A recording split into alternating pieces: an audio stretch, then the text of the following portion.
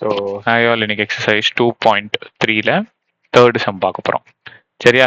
So நான் ஏற்கனவே சொன்னேன், ஃபர்ஸ்ட் சம் பார்க்கும்போதே சொன்னேன், இதே மாதிரி கொடுத்து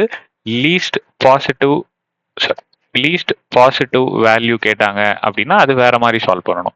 ஸோ சால்வ் அப்படின்னு கேட்டாங்கன்னா அது வேற மாதிரி சால்வ் பண்ணணும். ஸோ ரெண்டுத்துக்குமே நான் எக்ஸ் தான் கண்டுபிடிக்க போறேன். ஸோ இது ஞாபகம் வச்சுக்கோங்க.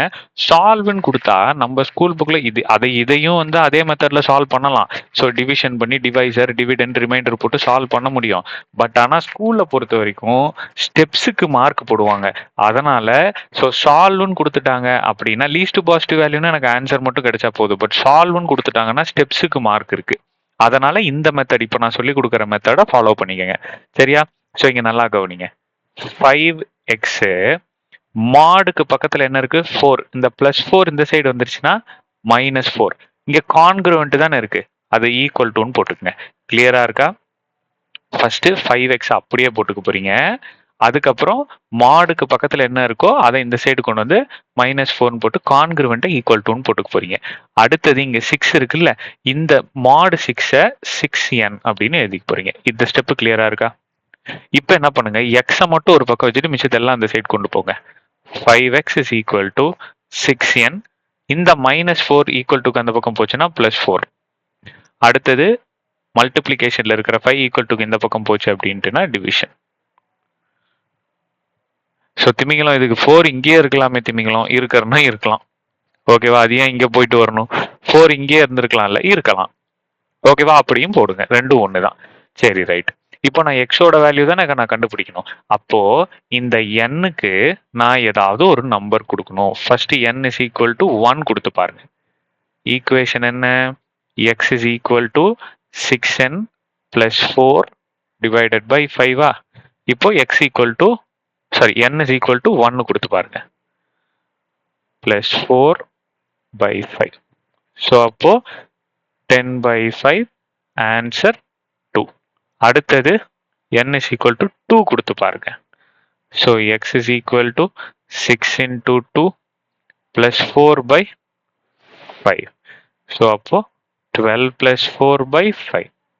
ஸோ அப்போ 16/5. ஸோ இப்போ இதை கேன்சல் பண்ண முடியாது, அப்படியே வச்சுக்கோங்க. n is equal to 3. x is equal to 6 into 3 plus 4/5. அப்போ 18 plus 4/5. ஸோ அப்போ 22/5. ஆனால் நல்லா கவனிங்க, இங்க எனக்கு x is equal to 2ன்னு கிடைச்சிருக்க ஆன்சர். ஸோ இங்க 16/5 ஃப்ராக்ஷன்ல இருந்தா எடுக்கக்கூடாது, 22/5 ஃப்ராக்ஷன்ல இருந்தா எடுக்கக்கூடாது. ஓகேவா? எக்ஸுக்கு ஒரு வேல்யூ கண்டுபிடிச்சிட்டோம். இது 2 வேல்யூ கண்டுபிடிச்சிங்கன்னா போதும். ஸோ அடுத்து n is equal to 3 போட்டு பாருங்க.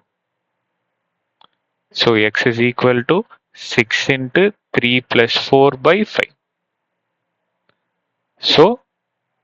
ஸோ 3 தான் போட்டோமா, 4 அடுத்து.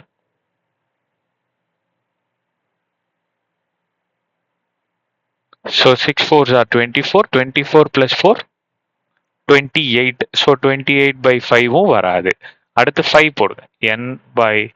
n is equal to 4ல x is equal to 5 போடுங்க.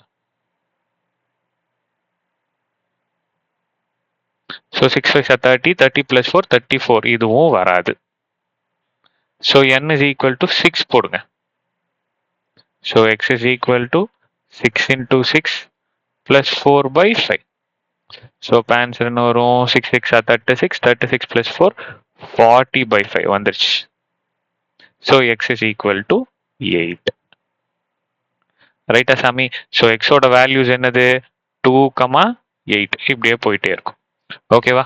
மினிமம் 2, மேக்ஸிமம் நீங்க 4 கண்டுபிடிக்கிறதுனால நீங்க கண்டுபிடிக்கலாம். சரியா கண்ணா? இதை போட்டு போட்டு பார்த்தீங்கனாலே உங்களுக்கு ஆன்சர் வந்துடும்.